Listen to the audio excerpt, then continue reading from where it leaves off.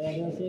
અમે નિમસ ગામથી અહીંયા ગરબાડા ખાતે અરજી આવેદનપત્ર આપવા માટે આવ્યા છે।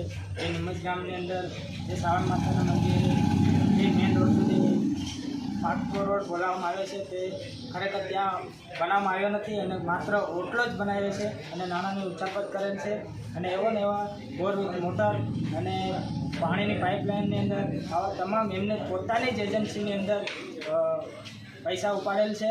તો આની સામે કાયદેસરની કાર્યવાહી થવી જોઈએ એને માંગ માટે અમે અહીંયા ગરબાડા તાલુકા પંચાયત કચેરી ખાતે ટીડીઓ સાહેબને આવેદનપત્ર આપવા માટે આવ્યા છે। પરમાર ધનેશ કુમાર અમર। હું અશોક કુમાર।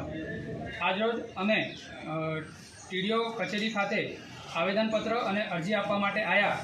ગત 2 ઓક્ટોબર 2024ના રોજ આખા ગુજરાત રાજ્યની અંદર ગ્રામસભાઓ ભરવામાં આવી હતી। એક ગાંધી બાપુનો જન્મજયંતિ નિમિત્તે એક મહત્ત્વનો દિવસ હતો અને બધા ગામો એની ઉન્નતિ કરે, એના કામોનો લાભ લે એના માટે ભરવામાં આવી હતી।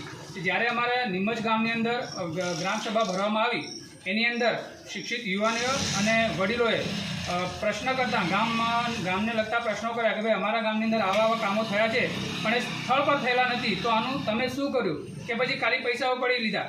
આટલો જ પ્રશ્ન કરતાં ગ્રામસભાની અંદર બેઠેલા સરપંચના મળતિયાઓએ યુવાનો ઉપર હુમલો કરવાનો પ્રયાસ કર્યો, ગાળાગાળી કરી અને મારવાનો પ્રયાસ કર્યો। અમે એટલું ધ્યાન સમાચારના માધ્યમથી અમે તમને કહેવા માંગીએ છીએ, એટલું ધ્યાન રાખજો, તમે ગમે એટલા ડરાવવાના પ્રયત્ન કરશો, અમે ક્યારેય ડરીએ નહીં।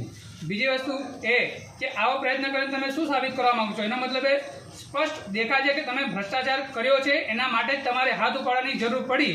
પણ એટલું ધ્યાન રાખજો, અમે અંત સુધી ગામ માટે પ્રશ્નો ઉપાડશું, એના વિકાસ માટે કામો કરશું। ભલે અમારી સામે ગમે એટલું મોટું માથું હોય, અમે ડરવાના નથી।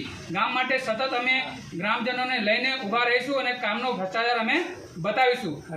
આ ગાંધી બાપુનું એક અપમાનજનક કહી શકાય કે ગાંધી બાપુના આવા મહત્વના દિવસે તમે પ્રશ્ન કરતા વ્યક્તિઓ સામે હાથ ઉઠાવો અને ઉપરાંત સરપંચ એ વ્યક્તિઓને પણ કશું કહેતો નથી કે તમે આવું ના કરો। એનો મતલબ સ્પષ્ટ દેખાય છે કે સરપંચના ઈશારાથી આ કામ થયેલું છે। તો બીજી વાર આવો બનાવ ના બને। જો બીજી વાર આવો બનાવ બને, જે પણ હાથ ઉપાડશે અને સરપંચ એમને દ્વારા નહીં કહેવામાં આવશે તો ઉગ્ર આંદોલન થશે અને મોટા પાયે એમનો વિરોધ કરવામાં આવશે। આભાર।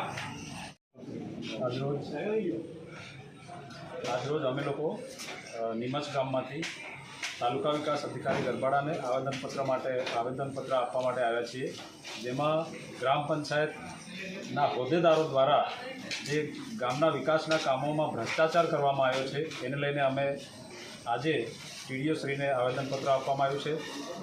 જે કામ ઓલરેડી નલ સે જલ યોજનામાં થઈ ચૂક્યા છે એ જ કામો ફરીથી જીડીપી બનાવી અને એના નાણાંની ઉચાપત કરવામાં આવી છે, એના માટે અમે આજરોજ ટીડીઓ શ્રીને આવેદનપત્ર આપ્યું છે। આપનું નામ?